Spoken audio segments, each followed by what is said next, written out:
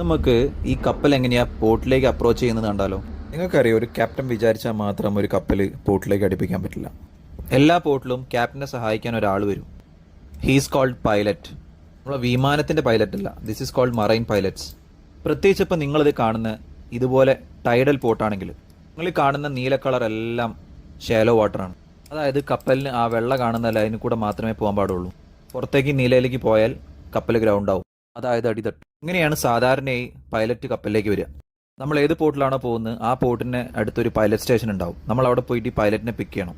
അങ്ങനെ പിക്ക് ചെയ്ത് കഴിഞ്ഞ് പൈലറ്റ് ബ്രിഡ്ജിൽ വന്നു കഴിഞ്ഞാൽ കപ്പലിലെ ക്യാപ്റ്റൻ കപ്പലിനെ കുറിച്ചിട്ടുള്ള എല്ലാ വിവരങ്ങളും പൈലറ്റിന് കൈമാറും. ഇതിനെയാണ് മാസ്റ്റർ പൈലറ്റ് ഇൻഫർമേഷൻ എക്സ്ചേഞ്ച് എന്ന് പറയും. അത് കഴിഞ്ഞ് പൈലറ്റ് കംഫർട്ടബിൾ ആയി കഴിഞ്ഞാൽ പൈലറ്റ് ഷിപ്പിന്റെ പിന്നെ നമ്മളെ കപ്പൽ ഓടുന്നത് പൈലറ്റിന്റെ ഇൻസ്ട്രക്ഷൻസ് അനുസരിച്ചായിരിക്കും. പക്ഷേ അപ്പോഴും ക്യാപ്റ്റൻ നാവിഗേഷൻ മോണിറ്റർ ചെയ്യും. ഇങ്ങനെ ഈ പൈലറ്റ് ചെയ്ത സമയം മൊത്തം കപ്പൽ ഹാൻഡ് സ്റ്റിയറിംഗിലായിരിക്കും. കാരണം എന്താണെന്ന് വെച്ചാൽ കപ്പൽ പോകുന്നത് ഒരു ചാനലിലൂടെയാണ്. ഈ കാണുന്ന പോലെ ബോയ് ഈ ചാനലിന്റെ അപ്പുറത്തും ഇപ്പുറത്തും ഉണ്ടാവും. നമ്മൾ അതിന് നടുവിലൂടെ വേണം പോകാൻ. മുന്നിലും ബാക്കിലും ഒക്കെ കപ്പലുകൾ ഉണ്ടാവും.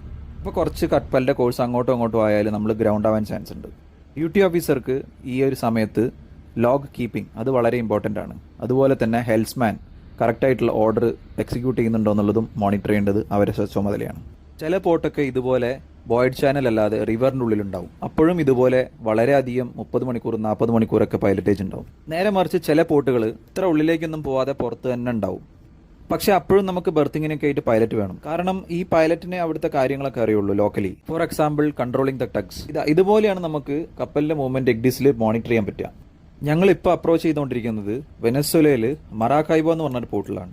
സാധാരണയായി ഈ സമയത്ത് ബ്രിഡ്ജിൽ ക്യാപ്റ്റൻ, പൈലറ്റ്, ഹെൽംസ്മാൻ, ഡ്യൂട്ടി ഓഫീസർ ഈ 4 പേരാണ് ഉണ്ടാവുക. കുറച്ചും കൂടി ക്രിട്ടിക്കൽ ആയിട്ടുള്ള അപ്രോച്ചസ് ആണെങ്കിൽ ചിലപ്പോൾ നമ്മൾ ലുക്ക് ഔട്ടിനെ വെക്കും. പിന്നെ ഒരു പൈലറ്റ് കപ്പലിൽ കയറി ബ്രിഡ്ജിലെത്തി കഴിഞ്ഞാൽ ഈ pilot card, master pilot exchange information ഇതൊക്കെ നമ്മൾ സൈൻ ചെയ്ത് വാങ്ങണം. അതുപോലെ തന്നെ പൈലറ്റ് ബോർഡ് ചെയ്ത സമയം ഇങ്ങനത്തെ കാര്യങ്ങളൊക്കെ നമ്മൾ നോട്ട് ചെയ്ത് വെക്കണം ലോഗ് ബുക്കിൽ. നേരത്തെ പറഞ്ഞ മാസ്റ്റർ പൈലറ്റ് ഇൻഫർമേഷൻ എക്സ്ചേഞ്ച് ഇതാണ്. പൈലറ്റ് അപ്രോച്ചസിനെ കുറിച്ചിട്ടുള്ളതും ചാനലിനെ കുറിച്ചിട്ടുള്ളതും എങ്ങനെയാണ് നമ്മൾ ബെർത്ത് ചെയ്യാൻ പോകുന്നതും ഇതിനെക്കുറിച്ചുള്ള ഇൻഫർമേഷനും മാസ്റ്റർ കപ്പലിനെ കുറിച്ചുള്ള ഇൻഫർമേഷനും അങ്ങോട്ടും ഇങ്ങോട്ടും എക്സ്ചേഞ്ച് ചെയ്യും. അതുപോലെ തന്നെ പൈലറ്റ് ഓൺ ബോർഡ് വന്നു കഴിഞ്ഞാൽ ആതിഥ്യ മര്യാദ എന്നോണം ടീ, കോഫിയൊക്കെ ഓഫർ ചെയ്യും.